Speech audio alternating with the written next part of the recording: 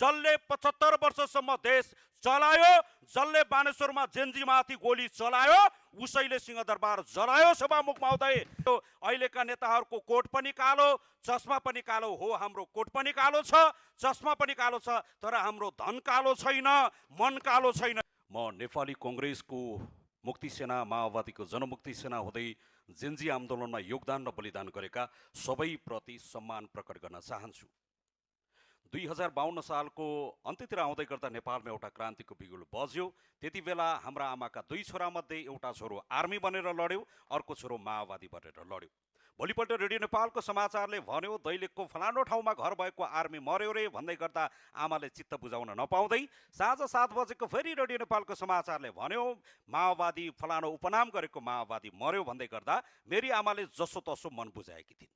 तर अस्ति कान्छो छोरो भदौको 23 गते बानेश्वरमा राज्यले गोली हानेर हत्या गर्दै गर्दा अहिलेसम्म मेरी आमाले मन बुझाउन सकेकी छैनन्। मेरो आमाको जस्तै यहाँका धेरै जेन्जी आमाहरूको प्रश्न छ, मेरो छोरो हतियारधारी थियो कि आतंककारी थियो, के कारणले गर्दा हत्या गरियो, मेरो आमाको यो पनि प्रश्न छ।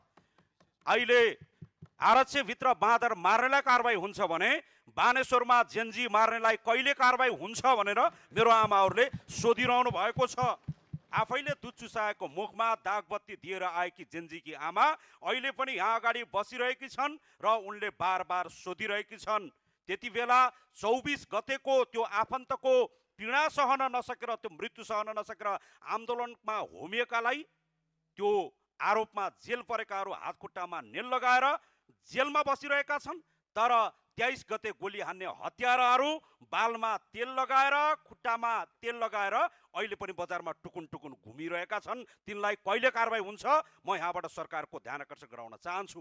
आन्दोलन हुँदै गर्दा, जेन्जी आन्दोलन हुँदै गर्दा सिंहदरबार कसले जलायो भनेर अहिले संसारभरि प्रश्नहरू उठिरहेको छ। यसमा अलमल गर्नुपर्ने, ढलमल गर्नुपर्ने विषय केही पनि छैन। भिडियोमा देखिएकाहरू थुनिएका छन्, संसारले देखेकाहरूलाई कहिले थुन्ने हो, यो बारेमा म सरकारको ध्यान आकर्षण गराउन चाहन्छु। सिंहदरबार कसले जलायो सभामुख महोदय? जसले 75 वर्ष देश गलायो, जसले 75 वर्षसम्म देश चलायो, जसले बानेश्वरमा जेन्जीमाथि गोली चलायो, उसैले सिंहदरबार जलायो। सभामुख महोदय, हाम्रो सिंहदरबारसँग केही पनि दुश्मनी थिएन, हाम्रो अदालतसँग केही पनि दुश्मनी थिएन, यो राज्यको संरचनासँग हाम्रो केही पनि दुश्मनी थिएन। जसले आँखा मिलाएर, कागज मिलाएर, भाका मिलाएर यो देशलाई 75 वर्ष लुटेर खाएका थिए, तिनैले आफ्नो प्रमाण नष्ट गर्नलाई अदालतमा आगो लगाए, सिंहदरमा आगो लगाएका छन्। यसको सत्य तथ्य संसारले बुझ्न पाउनुपर्छ र तिनमाथि कारबाही हुनुपर्छ। अस्ति